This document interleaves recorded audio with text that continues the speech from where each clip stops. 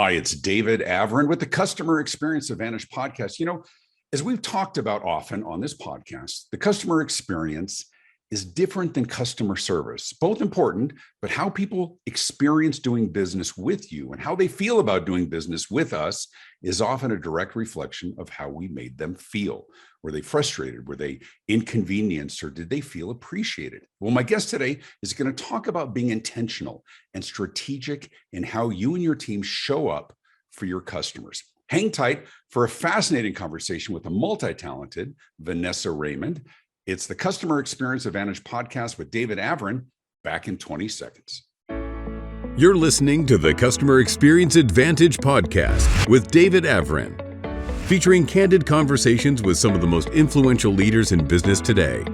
Sit back and listen in, or feel free to watch the video version online. This is the Customer Experience Advantage podcast, and here's David Avrin.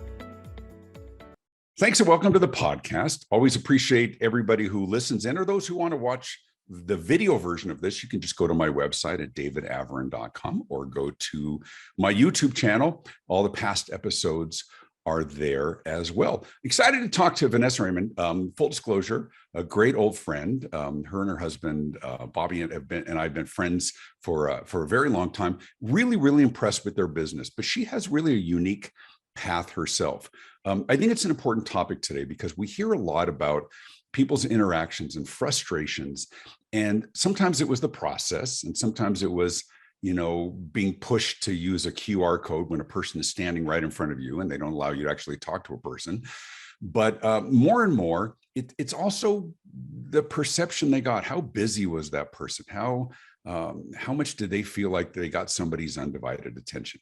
Well, Vanessa is a pro at all of that. First of all, a crazy, great, phenomenal background in music and business and entertainment. Vanessa, welcome to the show. Thank you, David. Thanks for having me. Tell everybody, I'm familiar with your background, but what you do and how you do it is a direct result of all those things that you've been through, and what you have the right to talk about and show some expertise as you guide others as well. Take everybody back to your early childhood and growing up in South Africa. Well, thank you, David. Yes, I born and raised in very small industrial town in South Africa, about 80 kilometers south of Johannesburg, if anyone has an idea of where that might be. I grew up in a wonderful family. I always said I was so blessed because beautiful family, close family, mom and dad, both working parents. My mom was an entrepreneur. She ran her own business. My dad was a science and math teacher, an electric engineer, and a pilot. And so very colorful. However, my family was always very musical too. All my parents and grandparents played instruments, and my dad and his brother had a band. So growing up, I grew up with a lot of music, and I started dancing when I was 3 years old. And it very quickly became my passion: ballet, modern jazz, whatever. Anyway, so fast forward, time to go to college. I really, my biggest dream in life was to be a performer. I wanted to be on stage. I wanted to perform, but in South Africa, future as a performer is not a lot of opportunities. No, not really. So of course, whenever people asked me, what do you want to do when you grow up? And I said, I wanted to be a performer. They were like, no. What do you really want to do? Right. What do you want to do to make money? Anyway, my dreams did come true. I did end up going to college, became a musical theater major, performed in South Africa for quite a few years on various stages. But my dream was always, for any performer, it's Broadway, West End, where can we go? Sure. Bigger and better. I always had a lot of interests too. So I also got qualified as a massage therapist and a beautician at the time, an esthetician as well. And I ran my own beauty business part-time while I was performing full-time, if you want to. I guess I had two. Well, and you get a lot of people who sort of have their vocation and their avocation, the things that they love to do, but they still have to eat. Right. In the meantime. Right. Yeah. So you find ways to do that. I always had multiple passions though. So beauty business was always one of those. However, my dream was to leave the country and do bigger things. And I was very, very lucky to I got the opportunity to do a cruise ship contract, which was really my ticket out of the country, because at the time it was really difficult to get any type of visa or any type of way to come to the United States. I had sent show reels and whatever else, but I had to come and show up for auditions, etc. Fast forward, my cruise ship gig brought me to the United States. We rehearsed in Las Vegas, and that is how I set my feet onto American soil. I continued to perform for another 9 years, but while I was doing that, I was always kind of entrepreneurial. I created some info products that I was selling online, and everything came back to confidence for women, confidence for entrepreneurs now. And but you know what really brought that together for me, Dave, is all the years and years in the dance studio, learning the discipline of showing up, being there, going from audition to audition. When you get the no, you get up, you go again. When you get the no, you get up, you go again. And time after time, no matter how down you feel because of all the no's, you know that every time you have to show up as your very best self to get that yes. And the yeses did come. I had a very successful career in the performance industry. And at the same time, also, I went on to open my own fitness business, which as a dancer, I became a Pilates and a yoga instructor, as well as a personal trainer. So there were all these little chapters, and working with clients in the Pilates studio was a whole nother learning experience, really learning how people operate, learning what we as human beings have to do to really grow and build ourselves. It's not just mental, emotional, it's physical as well. The two work so well together. You have to integrate the positive thinking, the mindset with the body. We have I think there's such a great, there's such a great connection and analogy when you talked about the auditions and showing up again and again and again, but recognizing that it's not just going through the motions to win that part, which of course you equate to sales. To win that sale, Right. it's showing up better each time, isn't it? It's recognizing what didn't work the time before, and giving your best pitch, your best audition, your best performance, Right. in a really competitive and crowded marketplace. Right, exactly. And that's how I apply that to entrepreneurship now, and to businesses, and to any type of interview process that you are going to go through. And when it comes to recruiting people or going for an interview, we have to take the notes. So in the performance industry, we get notes, right? After each performance, after each show. It doesn't mean that when you're in the show and the show is running, there's always the note session after the performance. The director comes backstage and he gives you notes, and you have to take your notes. If you don't apply those notes, you get fined or you get fired. Right. But, somebody takes your place. Right. Somebody else is there to take your spot. And therefore, as an entrepreneur now, I learned so many valuable lessons from really learning to take constructive criticism and implement it right away, because it's noticed, and you will see in your results how it's noticed every day. Well, the reality is very few decisions are made in a vacuum, right? They're not deciding whether to choose you. They have a slate of options, and you're one of them. So as we look at delivering on the business side, we look at our audience here at the Customer Experience Advantage podcast, and a lot of entrepreneurs, a lot of small, medium-sized businesses as well. And in almost every case, there are a number of competitors. And so tell me about the work that you do with businesses to help them, not just leadership, of course, it's got to translate to the front lines, of helping them to recognize in the midst of a very busy day and in a challenging work environment and supply chain and labor, about showing up, and how do we keep that mindset, recognizing that our customers and our clients have choices? Yes, David, this is my favorite subject matter. It's really about awareness and assertiveness. We need to be really aware of what it is. And when it's communication, right? How are we making that customer feel? We tend to wonder, what is it that the customer is thinking of us? But you need to flip that around, because if you need to flip that around and go, okay, how is it that I make my customer feel? What is their perception? Because we think we are projecting one image, but the customer might perceive it completely differently. Right.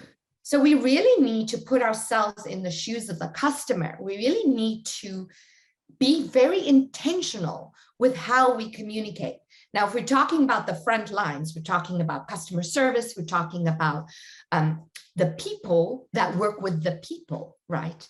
And that is where I get really excited, because if you really become aware as a human being how you are interacting with others and what effect it has on others, you have the ability to make the tweaks you need to make as you go along. I talk with my solopreneurs, my entrepreneurs, and even my employees and employers about posture and body language a lot. The power of nonverbal communication is so underestimated. What people don't realize, I always talk about the 7-Eleven rule. Have you heard of the 7-Eleven No, rule? tell us about that. It's not a slushy at midnight, you guys. No, don't discount the quality of slushies at midnight. Right. Don't discount that. No, the 7-Eleven rule says that within the first 7 seconds of someone stepping into your presence or communicating with you, they have already made 11 decisions about you. Now, this can go for your business, and this can go for, and online, sadly, it's quicker.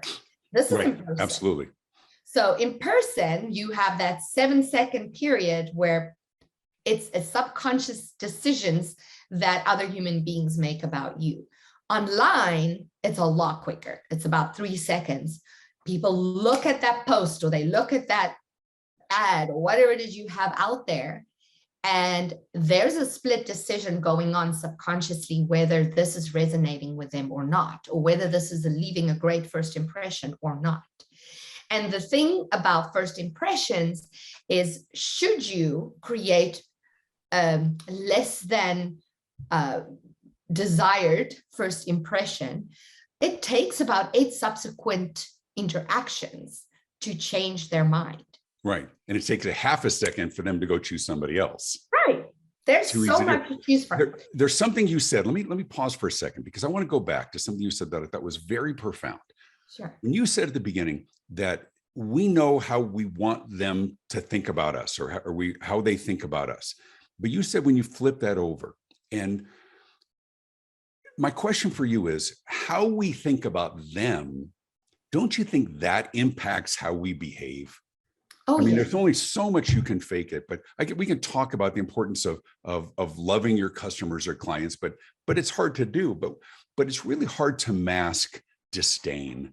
It's really hard to mask boredom, or I hate this company, or I hate these clients, or I hate my life. Right? How we think about them really impacts how we behave towards them, doesn't it? Oh, yes, it does. However, I always say, of course, there's a time and a place for everything, and there's certain ways to conduct yourself and others. We have to, and this brings me back to another topic that I'm a little controversial about, I would say, especially in the health and wellness realm as well. But Jump in. You hear people say, they talk about authenticity so much. Right. We need to be authentic.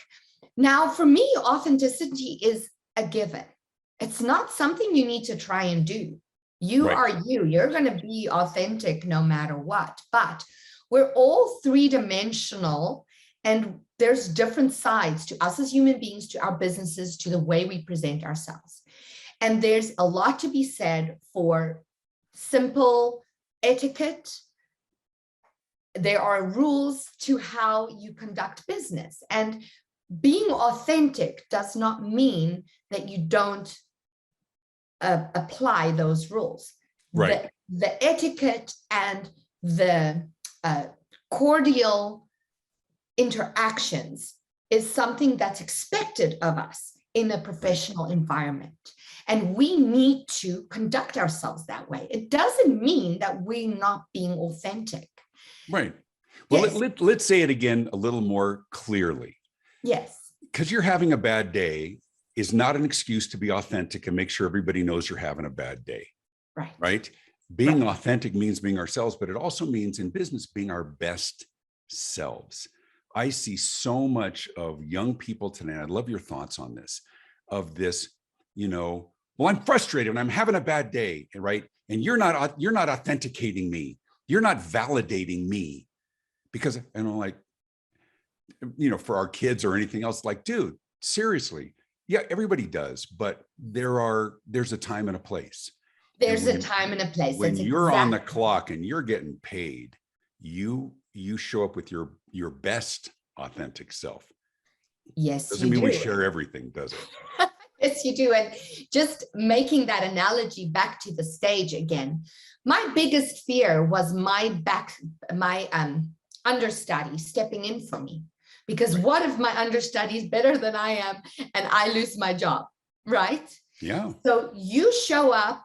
I used to get on stage and, I know that's another controversial thing now with COVID and everything else that went around, but I had to be near dead not to show up for my performance. I was on stage no matter what, because that is my spot. That is my spot on stage. I don't want anyone else. There's pride there. And I think that is what it comes back to. We need to have pride in what we do, how we represent ourselves, and how we represent our businesses. And yes, being authentic, we need to be authentic, but that is a given. We are who we are. It's harder to be unauthentic than it is to be authentic. It's a lot more work to try and be something that you're not. So when it comes to being validated or feeling, by showing up as the best version, being your best self and being professional, you will get the validation.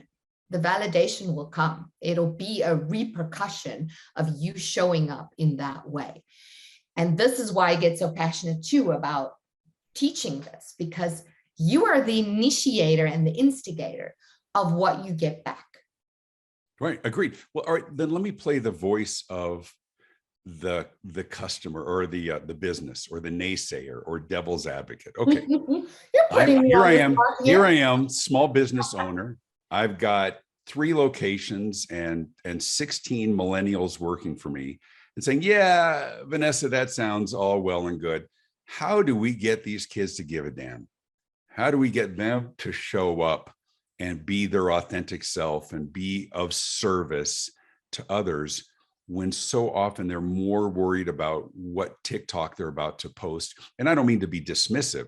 I'm saying I hear this time and time again, that we can understand this, right? You and I have been in business for a long time. We've been performers, right? We have to show up because we both speak as well and we're on stage. Right. And I had a musical past as well.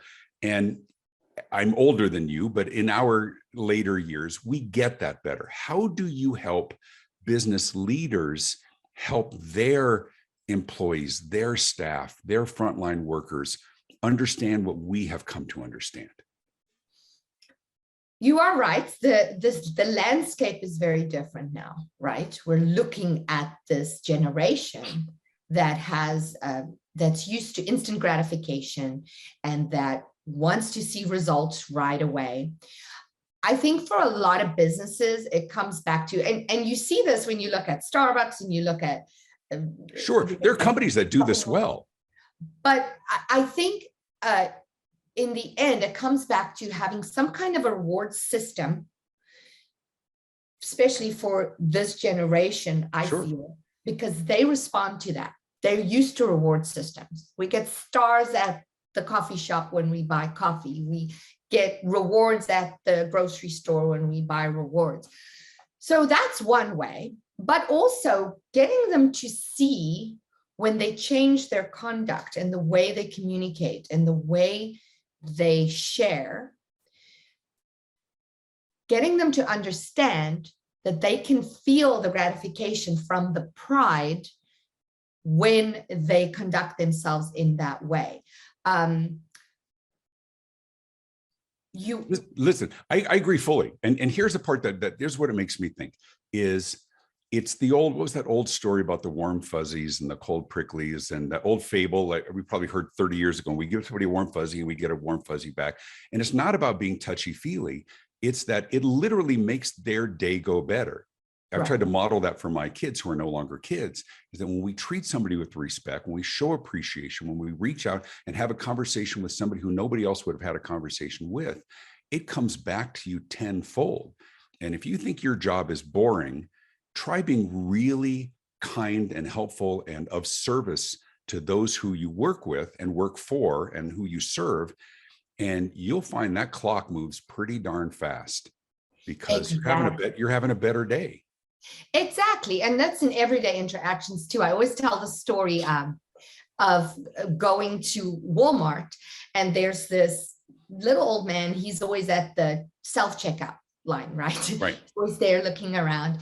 And the one day I went in there and I made a mistake. I double charged myself with something, and I flagged him down with a big smile, and he came over, he waddled over, and he fixed it for me. And I looked at him in the eyes and I said, "Thank you so much for helping me, sir." And he had like a frown on his face, and he grabbed me by the shoulders and he said, "Thank you so much for being so sweet. Yeah. People can be so mean." And I just recognized how, well, I did something good, but how that made me feel. And when we start being more aware of those interactions and knowing that you can make the difference for someone else, and at the same time doing that gives that gratification of, wow, I did something good. It's reward in itself, and it's energizing. And like you say, it gets your day to go better. Right. It's that posture, and the posture with all the different meanings of posture, right? But how we show up. I tell a story sometimes on stage when I'm speaking about my oldest daughter, who is now 28, very successful, producing out in West Hollywood. But when she was a little girl, she was my oldest. And her mom used to put her in little berets and little fix her hair, which now she just laughs and she says, "Dad, how could you let me wear that?" But she was the cutest, most confident little girl. So when we'd walk through the mall, she'd walk 10 feet in front of us and she'd say hi to everybody. "Hi, hi." And they would look surprised for a second. They go, "Oh, well, hi, little girl." And all she saw was smiles. Like her whole life, she thought the world was friendly, and it changed who she was. She was literally the golden retriever of children. And it molded her because the world that she saw was the reflection of what she put out there, which was bold and friendly and precocious. She wasn't the kid who threw fits. That was, that's where God lures us in with the first kid and then punishes us with the second one. Right when you think you have it figured out. No, but I think there's a real connection. And for me, it was later years where I really looked and realized the lesson that I got from her is that when she put out that positive, when she looked forward to meeting people and she smiled at people, this isn't crazy pop psychology. This is real human dynamics. But she grew up thinking the world was kind, and it has served her in such a phenomenal way. I love that story, David, because that is precisely exactly my point. And honestly, I have to be honest, I was that kid too. Literally, I thought everybody in the world was just great and good and fabulous and sweet and kind and nice. And and of course, you do have to come down to earth at some point and go, okay. Well, there's work to be done, right? I mean, let's be clear, and not everything is a glamorous job. No, absolutely not. But that is my point. My point is, quite often we forget that if we intentionally put something out there, it will come back to us tenfold. the way we conduct ourselves, the way we communicate with people, the way we speak to others. A little respect and a smile goes a long way. Friendliness goes a long way. You can choose to become defensive. You can choose to argue back, or you can choose to be kind and resolve an issue in a kind, professional manner. You have the choice. The choice is yours. Yeah. And I think as we create experiences for our customers, being of service and having a mindset and cultivating an internal culture that celebrates that, that's one of those things where those who aren't, the grumpy people, tend to stand out, right? Yeah. And then they self-remove because they just don't fit in. And there's enough organizations, we can name names of those where they have that culture and they know where the bar is. I want to make a quick shift for a second, because there's another business that you're involved in with your husband, Robert. I know him as Bobby, that you guys have built this phenomenal community. You're an executive leader with Achieve Systems. And tell us about what that business is, because I think what you guys have done a phenomenal job of creating community for small business owners in that health and wellness and counseling and service kinds of businesses. Tell us about that. We are so proud of our community. We have a beautiful, beautiful group of people, all entrepreneurs, solopreneurs.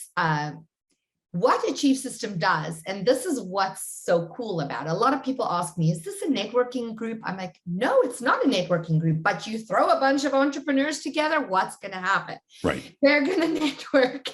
So Achieve Systems is really a support system. Robert, many, many years ago, recognized, and Dave, we really work with most entrepreneurs and solopreneurs now. We have focused on the health and wellness industry for years and years and years, but we have also noticed that there's so many out there that need the same kind of help. But years ago, when Robert started this, he really recognized, because he was also a musician and he was in the fitness industry, but he's also a really, really smart businessman. And he recognized that, especially in the health and wellness industry, the coaching industries, the service industries, a lot of people exchange time for money and they struggle to keep the doors open. So he started by creating resources and educating entrepreneurs on how to incorporate multiple revenue streams into their businesses and use that to help their businesses grow and not work so much in their businesses, but more on their businesses. Yep. And therefore being able to create wealth. And so we have resources, we have revenue streams, we have systems in place to help entrepreneurs and solopreneurs grow their businesses. We have vendors, we have live events, and we love bringing community together because we recognize the power of collaborations, partnerships, referrals. And so we really, really promote a culture of community and collaboration. Yeah, I think you guys have built a phenomenal community. You know, the community, there's more than 40 million small business owners. And I think what they really lack, in addition to sort of community and camaraderie, which is always important, but, you know, they only know what they know. And they're not generally in offices with lots of other people who do what they do. And it is a lonely business, but I think that the biggest challenge is growth on a business level, knowledge. Others who do it. One of the analogies I like to use is saying, you know, we all have this 24-inch cube around our head, and everything we know and everything we've done and learned and lost and is in that cube, and everything we don't know is outside of that cube. Right. And so you have created this phenomenal community of business owners who share wisdom that otherwise we wouldn't get. I mean, I'm heading out at the end of this week when we're recording this for the annual convention for the National Speakers Association. And it's this really interesting industry because sometimes I'll have audiences in the thousands, but 99% of my time I'm by myself, whether it's in my office. I mean, I have a team, but I'm on the road. I'm eating that cold chicken dinner by myself or in the hotel room. I'm not complaining, but I travel, I do all of this. And so just being immersed in an environment with other brilliant entrepreneurs and solopreneurs grows everybody's knowledge. Absolutely, David. And listen, in this virtual world, there is still so much to be said for that human connection. Being in a room full of positive energy, feeling people, being able to have real conversations with real people. And we totally advocate for that. Yes, we have the odd virtual event, but we are really about live events. And our communities all around the country, we have systems in place for them to have their own events, because as you say, as entrepreneurs, solopreneurs, or even business owners, life can be very, very lonely up top there, or in your own business, you feel like you're doing everything and you have no support. And within our community also, we really cultivate a culture of no competition. We want everyone to understand, hey, look, we all are working to be our very best at what we do, but we all have our own way of doing it. And there's enough customers for everybody. And something I wanted to mention earlier too, when we were talking about that, is, it's also okay if someone isn't your ideal customer. You don't have to coerce someone into being your ideal customer if they're not, because your customers are out there, and the ones that resonate with you and what you do and need what you do, they will be attracted to you if you're showing up. Right. Well, and having a sounding board for the ideas that you have, right? I'm notorious for thinking every idea I have is the cure for cancer that tastes like chocolate. And so having others as a good sounding board, my wife is the best, but my team here in the office as well is good at being that mirror for those things. And so for a lot of these solopreneurs who are doing really important work in the world, just being able to have that conversation that 2 + 2 = 10 is really important. And so really quickly, if people want to understand more about Achieve Systems, how do they look that up? What's the website for that? They can go to achievesystemspro.com. Okay. Achieve Systems plural, right? Achievesystemspro.com.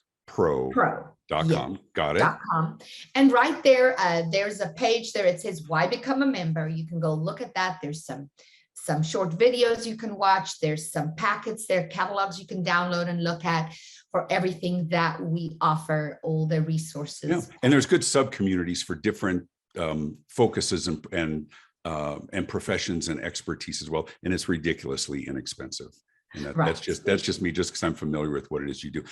For the work that you do and your coaching, your speaking and working with organizations and professionals, how do they get in touch with you? I am at victoryinbiz.com, B-I-Z, victoryinbiz.com. There you can pretty much access everything that I do and have. If you'd like to book a free strategy call, which I'd love to offer your listeners today, you can go to the website /strategy call. It's right there on the website, victoryinbiz.com. victoryinbiz.com /strategy call. Okay. And we'll put that in the show notes as well. What a delight. Thank you, David. We talk also, but doing it for other people to listen in is a great thing. I'm a huge fan. I just think you have I think sometimes the best coaches and the best perspective and feedback come from people who have a rich history. There's too many young people. I heard a line, someone says that, we're in organizations where people have written more books than they've read. And so I think those of us who've had a rich history, and I love your history, and you've been through so many aspects of it, I think your counsel is strong, it's wise, it's comes from a place of love. And I know I sound like I'm just fawning over you, but I'm just such a big fan of you and Robert both. Thanks for being with us here today. Hang on, because you and I will talk on the other side. Just a reminder for everybody, as I grab this on the side, you can pick up a copy of my new book, The Morning Huddle, Powerful Customer Experience Conversations to Wake You Up and Shake You Up and Win More Business. Be sure to click to like this podcast, leave a comment. That's really important as well. Even if it's just a couple of words, just saying how delightful Vanessa was, because she was. Reiterate a point that you heard. And of course, you can look up all my past episodes as well. We are on all of the podcast platforms for audio and the video on my website and on YouTube as well. You can learn more about my keynote speaking and my consulting at davidavrin.com. Thanks for tuning in, Customer Experience Advantage Podcast. Leave a comment, subscribe. Be sure to subscribe. Big thanks to Vanessa Raymond. I'm David Avrin. Be good. This has been the Customer Experience Advantage Podcast with David Avrin. Feel free to leave a comment and be sure to hit the thumbs up button. You can listen to past episodes and be notified of future ones by subscribing on your favorite podcast platform. David's popular marketing and customer experience books are available in print, as well as Kindle and audiobook, and published in multiple languages around the world. You can stay connected and learn more at davidavrin.com. Thanks for tuning in.